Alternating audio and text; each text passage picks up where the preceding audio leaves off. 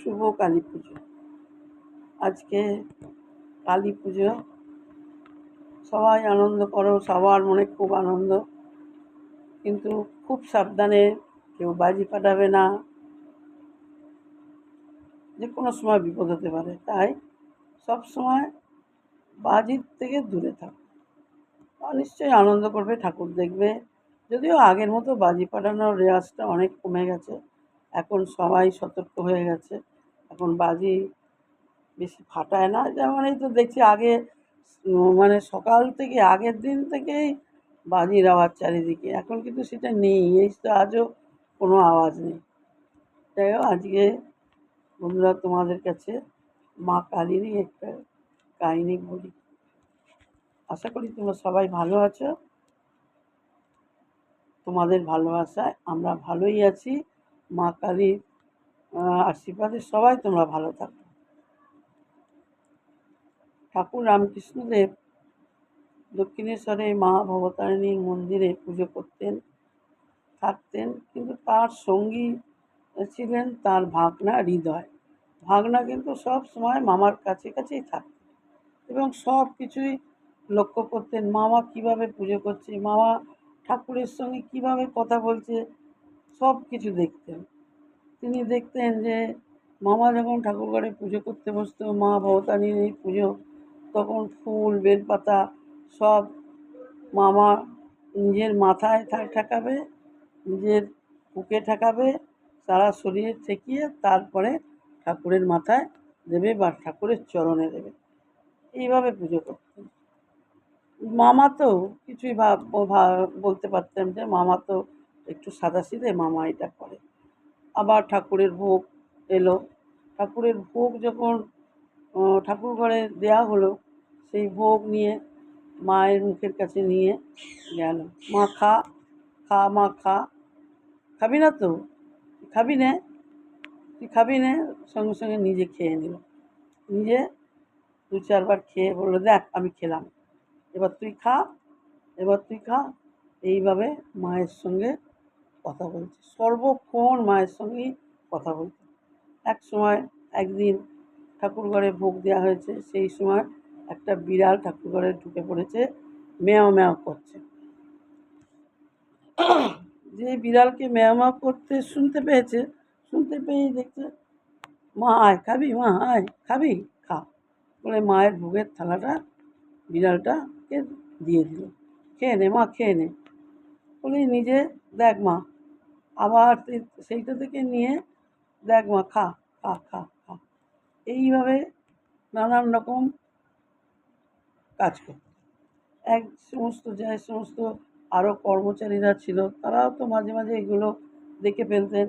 তারা ভাবতো, এই কী ঠাকুরমশাই, মাথা তো খারাপ, তো পাগল, পুজো তো ঠিক মতো হচ্ছে না মায়ের। তখন এই দক্ষিণেশ্বরে ভবতারিণী মন্দির যিনি প্রতিষ্ঠা করেছিলেন, রাসমণির জামাই, রানী রাসমণির জামাই মথুরবাবু এই রামকৃষ্ণদেবকে পূজারী হিসেবে রেখেছিলেন।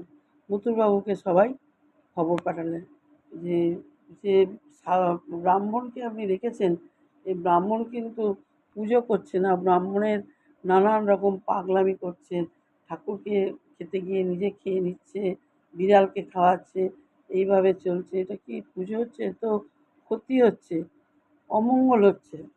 এই কথা মথুরবাবুকে জানায়। মথুরবাবু তখন একদিন আসেন এবং নিজের আড়াল থেকে ঠাকুর রামকৃষ্ণকে দেখেন, তিনি ওই একই রকম ফুল বেলপাতা সব নিয়ে মাকে দিচ্ছে, আর মায়ের সঙ্গে সমানে কথা বলেই যাচ্ছে এবং এইভাবেই কথা বলে সব সময়। তারপরে খাবার ভোগটা যখন দিয়েছে, সেই ভোগও এইভাবেই মাকে বলছে, খা খা, মুখের কাছে নিয়ে গেল।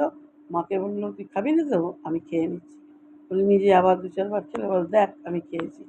এইভাবেই দেখে মথুরবাবু কিন্তু দেখে খুব আনন্দ পেলেন এবং দেখলেন যে সেই ঠাকুরের ঘর, যে মন্দিরের ভেতরে যে ঘর, ঠাকুর যেখানে আছেন বা ঠাকুর রামকৃষ্ণদেব যেখানে আছে, সেটা যেন, সেই ঘরটা যেন জ্বল করছে, উজ্জ্বল।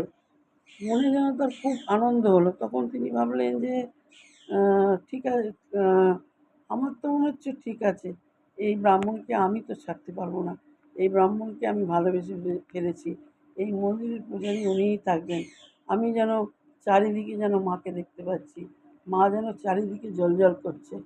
তখন মথুরবাবু বললেন যে না, ইনিই ব্রাহ্মণ, ইনিই ঠিক পুজো করছেন, আমার মন্দিরের পূজারী ইনিই থাকবেন। এইভাবে তিনি মথুরবাবু রামকৃষ্ণদেবকে সেই ভবতারিণী মন্দিরের পূজারী হিসেবেই রেখে দিলেন। আর হৃদয়কে বললেন যে মথুরবাবু, হৃদয়, তুমি তোমার মামাকে সবসময় লক্ষ্য করো, মামা যে এই জিনিসগুলো করে ঠিক আছে। বলে হ্যাঁ, মামা আর কি করে? বলে মামা সারাদিন কথা বলে, ঠাকুরের সঙ্গে গল্প করে, ফুল তুলতে যায়, সেখানেও ফুল তুলে, ফুল তুলতে তুলতে, মা এই ফুলটা তোর ভালো লাগবে, মা এই ফুলটা তুই নিবি, এই ফুল এইরকম বলবে। রাত্রিবেলা শুয়ে মায়ের সঙ্গে কথা বলে, আমার যখনই ঘুম ভাঙে তখনই দেখি মায়ের সঙ্গে কথা বলছি, মা শো শো শো, এই যে আমার কাছে জায়গা আছে, মা শুয়ে পড়, মা শুয়ে পড়। এইভাবেই মামা দিন রাত এইভাবে করে, এইভাবেই মামার চলে। ঠিক আছে, তুমি মামার সঙ্গে সবসময় থেকো, মামাকে লক্ষ্য করো, আমার এই মন্দিরের পূজারী ঠাকুরই থেকে যাবে। এই বলে মথুরবাবু যতদিন বেঁচে ছিলেন ঠাকুর রামকৃষ্ণদেব, মথুরবাবু কিন্তু রামকৃষ্ণদেবকে ওই মা ভবতারিণী মন্দিরের মা ভবতারিণীর পূজারী হিসেবে রেখে দিয়েছিলেন। বন্ধুরা, কেমন লাগলো? তোমরা সবাই জানো, ঠাকুর রামকৃষ্ণদেবের বই যারা পড়বে, মা সারদার বই যারা পড়বে, সব কিছু জানতে পারবে। এরকম অনেক কাহিনী, ঠাকুরের অনেক লীলা রয়েছে, যা শেষ করা যাবে না। বলবো তোমাদের অল্প অল্প করে, তোমরা কিন্তু আমার গল্পটা শুনবে আর একটা করে কমেন্ট দেবে। তোমাদের কমেন্ট পেলে আমি আরও উৎসাহিত হব। এইরকমভাবেই বলে যাব, ছোটো ছোটো বলবো, তোমাদের কিন্তু ভালো লাগবে।